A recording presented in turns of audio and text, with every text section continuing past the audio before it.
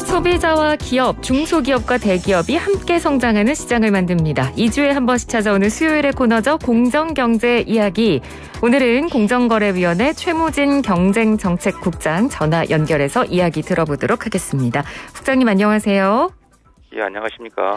네, 지난 6월 4일에 이 공정거래위원회가 공정거래법 시행령 전부 개정안을 발표를 했습니다. 이번 개정안을 발표하게 된 계기가 있을까요?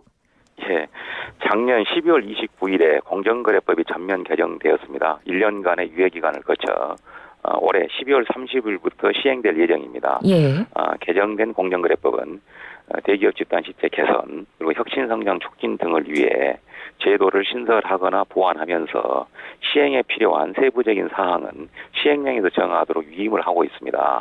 아울러 그간 공정거래법 집행 과정에서 일부 미비점이 나타나 관련 제도를 개선 보완할 필요성도 대두되고 있습니다. 예. 이러한 점을 고려해서 이번에 시행령 개정을 추진하게 된 것입니다. 네, 알겠습니다. 자, 그러면 이번에 발표된 그 시행령 전부 개정 내용 좀 구체적으로 설명을 좀 해주시죠. 예, 우선 그 혁신 성장의 기반을 마련하고 대기업 집단 시책을 개선하여 지난번에 개정된 더불어 개정 취지를 살리면서 기업 부담을 덜어줄 수 있는 내용도 포함을 하고 있습니다. 우선 벤처 지주회사에 관한 기준을 완화해서 벤처 기업에 대한 투자가 활성화되도록 하고 있고요. 거래 금액 기반 기업 결합 신고 기준이랄지 정보교환 담화 규율 대상 정보를 구체화하는 등 혁신 성장을 지원하는 내용을 담고 있습니다.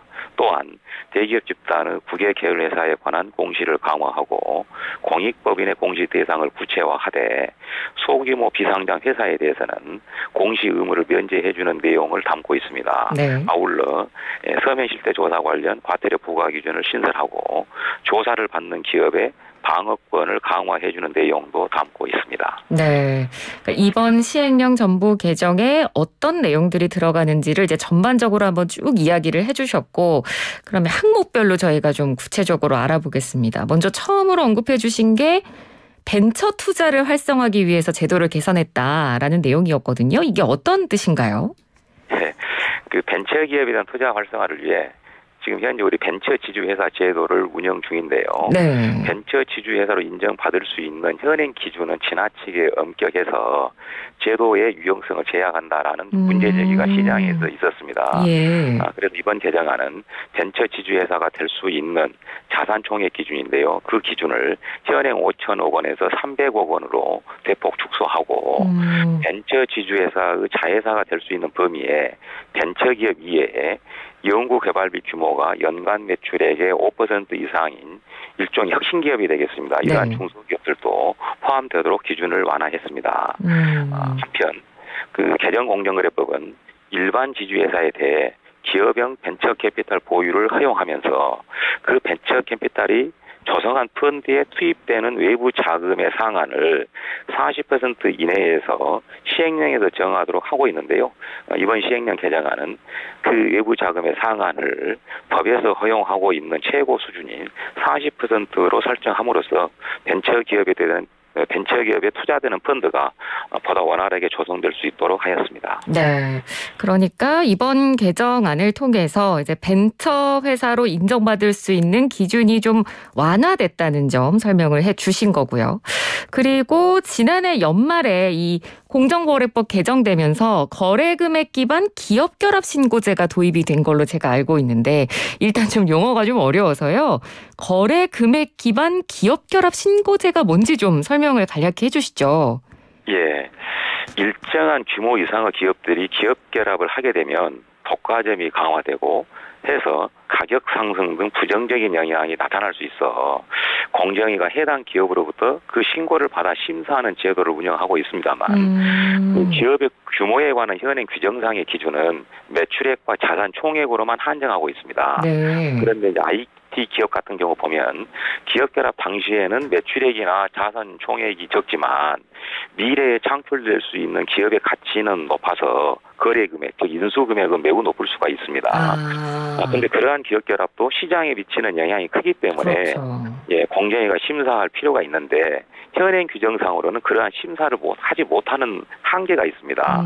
바로 이제 그 문제를 시정하기 위해서 이번에 거래 금액 기반 신고제를 도입하게 된 것입니다. 아, 그렇군요. 그러니까 피인수 기업의 인수 가격이 높으면 공정위에 신고를 해야 된다 이런 건데 그러면 이번 시행령의 그 신고 대상이 되는 거래 금액 기준이 어떻게 반영이 됐나요?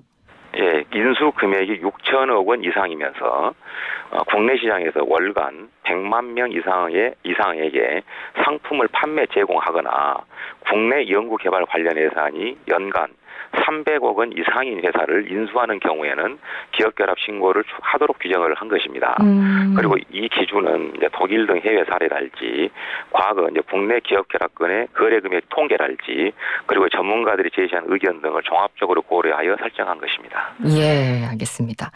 자, 그리고 이번 개정 법률 내용 중에 사업자 간 정보 교환 담합 금지하는 내용도 들어있던데요. 이 정보 교환 담합이라는 이 단어 안에 정보, 이게 구체적으로 어떤 정보를 말하는 건가요? 예, 그 정보교환 담합 금지 규정이 적용될 수 있는 정보를 그 상품 용역의 원가, 그리고 출고량, 재고량, 판매량, 그리고 이제 상품 용역 거래 조건, 대금 대가 지급 조건으로 그 정보를 규정을 했습니다. 다만 참고로 이제 그 정보교환 담합은 정보 교환에 대한 합의가 있고 경쟁을 실질적으로 제한하는 등의 요건을 모두 갖추는 경우에만 성립이 되는데 그 구체적인 판단 기준에 대해서는 시장에서 확실하게 인지하는 데 한계가 있을 수 있습니다. 이런 점을 고려해서 연말 법 시행 전까지 그 판단 기준에 관한 가이드라인을 마련해서 공개할 계획입니다. 아, 그렇군요. 알겠습니다. 그리고 이 대기업 집단의 국외 계열 회사 현황에 대한 공시 기준도 구체화됐는데 누가 그러면 어떤 사항들을 공시를 해야 되는 건가요?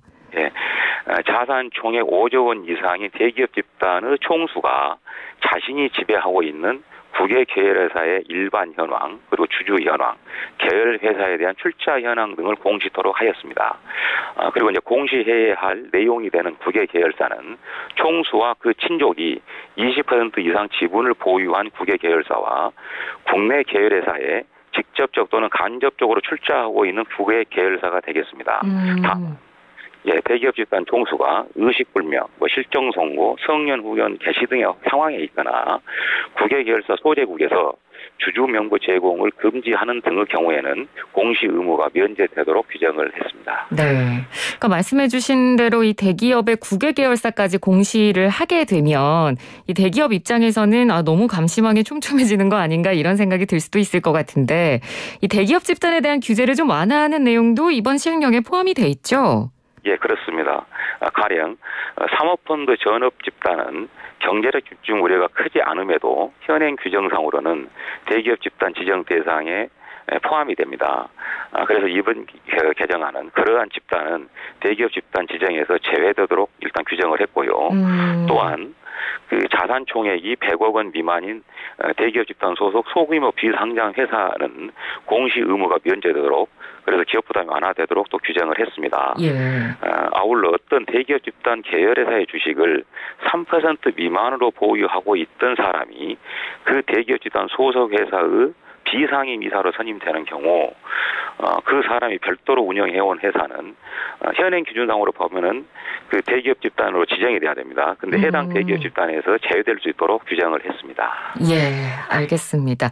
오늘 말씀 잘 들었습니다. 고맙습니다. 예, 고맙습니다. 네, 지금까지 공정거래위원회 최무진 경쟁정책국장이었습니다.